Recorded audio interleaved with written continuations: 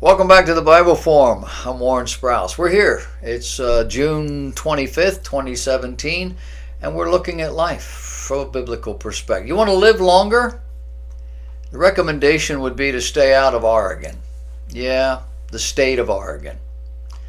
The Oregon State House recently killed a piece of legislation which, according to Life News, would have allowed for the starving and the dehydration of mentally ill patients who had gone past the point of death. How do you go past the point of death? Well, you give them the medication. You don't give them food. You don't hydrate them until they die. It's so-called Senate Bill 494. It was first introduced as a simple update to Oregon's current health care bill. The addition removed the vital safeguards from patients, particularly those with dementia.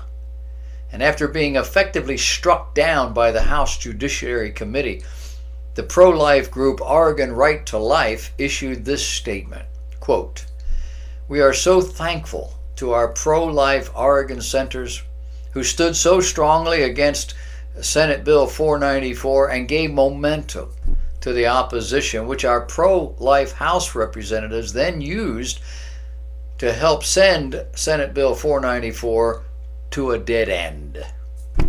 Had this bill become law, it would have been used to end the lives of innocent Oregonians who are now in the active dying stage, but are afflicted with mental illness." Thousands of Oregonians wrote to their legislatures expressing horror about this bill that exemplified just how extreme Oregon's politicians have become. Extreme, read liberal, progressive, godless politicians. The Senate bill was initially pushed hard by the insurance lobby, which was possibly colluding with the healthcare industry to save money on mentally ill and elderly patients.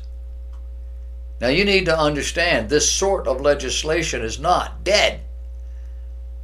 It's going to pop up again. It may pop up in Oregon first, but it's going to pop up. And it's going to pop up somewhere all over the country until some state passes it. And when that state passes this bill, it'll start to migrate throughout the entire country. You don't believe me?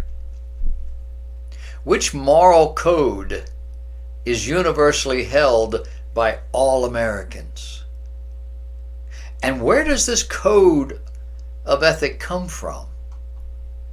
Well, it doesn't come from the Bible, nor does it come from any Judeo-Christian philosophy. It is completely secular, meaning godless.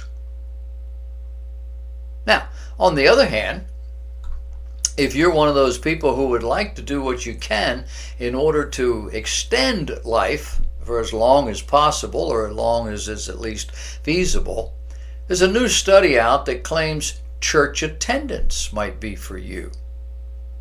That church attendance is good for your health. How about that?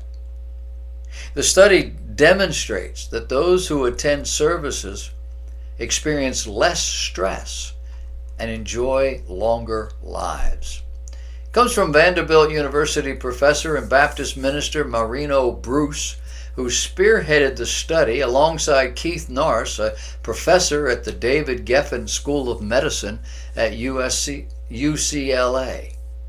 Bruce said, quote, "We found in our study that attending church is actually good for your health, particularly for those who are between the ages of 40 and 65. He continued by saying, for those who did not attend church at all, these people were twice as likely to die prematurely than are those who attend church at some point in the last year. According to research, middle-aged adults who attend church, synagogue, mosque, or other houses of worship reduce their mortality rate by 55%. The data was gathered from 5,449 participants of both genders and all races. The The research might suggest that there's a connection between spiritual health and biological outcomes. Reality? Church, even the most secular among us, overtly or subtly, if they go to church at all, tend to support the basic morals of life.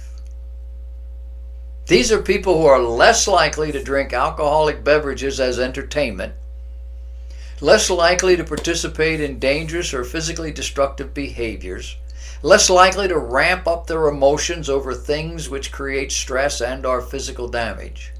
Things like immoral sex, outrageous anger, blood pressure increasing arguments, and all the rest of it. These are people who live more structured and more moderate lives in general, and either have or seek to have a spiritual link to God and to His Son, the Lord Jesus Christ, who is called, by the way, the Prince of Peace. Want to live longer? Go to church. And stay away from Yosemite National Park. Experts at the U.S. Geological Survey are now telling us that the supervolcano at Yellowstone in California has been hit with more than 400 earthquakes just since June 12 of this year. That's only 12 days ago, 13. Researchers say it's nothing to be alarmed about, however. In a statement to the Star Valley Independent, scientists from the University of Utah, which monitors the volcano, said the earthquake swarms are nothing new. Now, this is the highest number of earthquakes at Yellowstone within a single week, just in the past 5 years, but it's fewer than weekly counts during similar earthquake swarms in 2002 and 2004 and 2008 and 2010. Researchers noted the sequence of tremors has had approximately 30 earthquakes that are a magnitude of 2 or larger and 4 quakes of magnitude 3 or larger. The university's seismograph website said, quote, earthquake swarms are common in Yellowstone and on average comprise about 50% of the total seismicity in the Yellowstone region. Experts at the U.S. Geological Survey say the risk of Yellowstone supervolcano erupting is quite low. They place the probability as 1 in 730,000 that it might erupt again. This is probably based on when it erupted the last time, which they indicate was 730,000 years ago. On the global warming front, a $17 million study into climate change spearheaded by the University of Manitoba sent out a Coast Guard icebreaker. The breaker is called the F.B.I 2017 program. It's a project that has required much more extended support than was anticipated. You see, having sent the ship out to measure the decreasing ice mass, the ship promptly got stuck in, yeah, you guessed it, ice. The university said fleet management issues and inadequate alternative ships forced the cancellation of the science program due to significant safety concerns. What were the issues? Couldn't get enough icebreakers in there to make sure that if they got in, they could get out. David Barber, who's leading the now canceled expedition, told CNN, considering the severe ice conditions and the increasing demand for search and rescue operations and ice escort, we decided to cancel the F.B.I mission. Oops. How much confidence do you have in our federal law enforcement system? Are you familiar with the recent shooting in Alexandria, Virginia, where a sitting U.S. senator was targeted for killing? He's still in the hospital. He's doing a lot better. Not getting out any day soon. And the F.B.I. quite obviously investigated the crime. They have issued a report And in that report, they readily admit that the Alexandria shooter vociferously raged against Republicans in online forums, had a piece of paper bearing the names of 6 members of Congress, was reported for doing target practice outside his home in recent months before moving to Alexandria, had mapped out the trip to the D.C. area, had taken multiple photos of the baseball field he would later shoot up 3 days after the New York Times mentioned that Republicans practiced baseball at an Alexandria baseball field with little security. Thank you. Lived out of his van at the YMCA directly next door to the baseball field he shot up. Legally purchased a rifle in 2003, a 9mm handgun in November of 2016.